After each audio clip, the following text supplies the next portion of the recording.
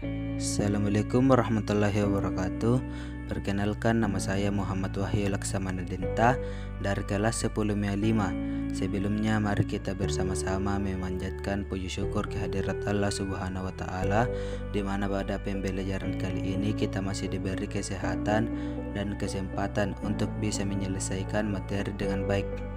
Kepada Bapak terhormat Pak Kaisal, di sini saya akan membawakan materi pelajaran biologi tentang jamur. Di sini saya akan membahas tentang peranan jamur dalam kehidupan manusia, yaitu peranan jamur yang menguntungkan dan peranan jamur yang merugikan.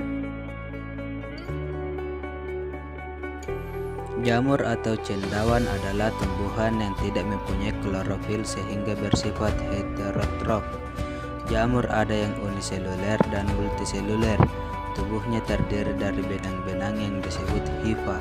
Hifa dapat membentuk anyaman bercabang-cabang yang disebut miselium. Reproduksi jamur ada yang dengan cara vegetatif, ada juga dengan cara generatif. Cara hidup jamur lainnya adalah melakukan simbiosis mutualisme. Jamur yang hidup bersimbiosis selain menyerap makanan dari organisme lain juga menghasilkan zat tertentu bermanfaat bagi simbionya. Jamur berhabitat pada bermacam-macam lingkungan dan berasosiasi dengan banyak organisme. Meskipun kebanyakan hidup di darat, beberapa jamur ada yang hidup di air, berasosiasi dengan organisme air. Jamur yang hidup di air biasanya bersifat parasit atau saprofit dan kebanyakan dari kelas Omycetes. Jamur dibedakan menjadi 4 divisi, yaitu Zygomycota, Ascomycota, Basidiomycota, dan Deuteromycota. 1. Peranan jamur yang menguntungkan. Bagian A. Sebagai sumber makanan. Beberapa jenis jamur dapat dimakan seperti Polvarilla polpakea atau jamur merang dan Lentinus edodes atau jamur shiitake.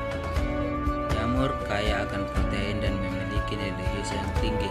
Selain itu, ragi kering mengandung 50% vitamin dan kaya akan vitamin B. Bagian B, peranan jamur di bidang kedokteran dan kesehatan. Sejumlah antibiotik diperoleh dari spesies jamur.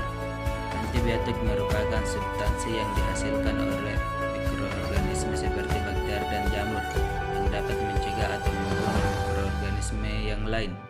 Antibiotik pertama yaitu penicillin notatum ditemukan oleh Alexander Fleming pada tahun 1928. Bagian C, peranan jamur di bidang pertanian.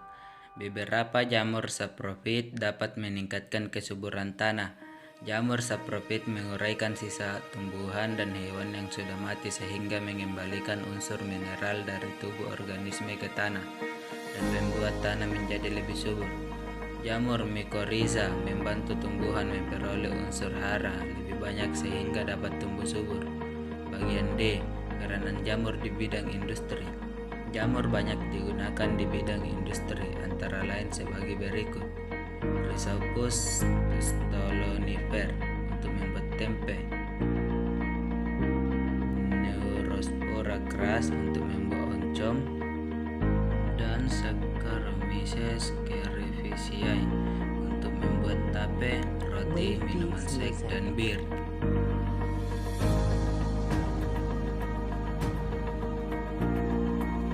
Bagian E, sebagai dekomposer atau pengurai. Seperti yang sudah dibahas sebelumnya, jamur memakan sisa tumbuhan atau hewan yang sudah mati. Selama proses ini, jamur menguraikan senyawa organik kompleks menjadi senyawa yang lebih sederhana, mengembalikan zat hara yang terdapat di tubuh organisme ke tanah atau biodegradasi, dan membuat tanah menjadi lebih subur. Perannya sebagai dekomposer ini mampu mempertahankan persediaan nutrien organik yang sangat penting bagi pertumbuhan tanaman. Tanpa adanya dekomposer, elemen-elemen penting bagi tumbuhan seperti karbon, nitrogen, dan elemen lainnya akan terakumulasi di dalam bangkai dan sampah organik, sehingga tidak akan tersedia nutrien organik bagi tumbuh.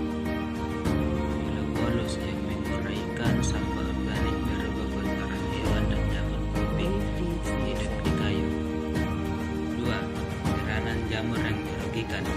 Selain menguntungkan, jamur juga dapat merugikan. Contoh peranan jamur yang merugikan antara lain: bagian A. Menimbulkan penyakit pada manusia. Sejumlah penyakit kulit disebabkan oleh beberapa spesies jamur. Demam tinggi dan alergi juga disebabkan oleh infeksi jamur. Bagian B. Menyebabkan penyakit pada tumbuhan. Penyakit seperti karat putih pada Cucurbitacea, kutu pada kentang, penyakit jamur, karat pada gandum, dan jamur api pada jagung, gandum, dan tumbuhan sereal lainnya disebabkan oleh jamur. Sekian dari saya. Assalamualaikum warahmatullahi wabarakatuh.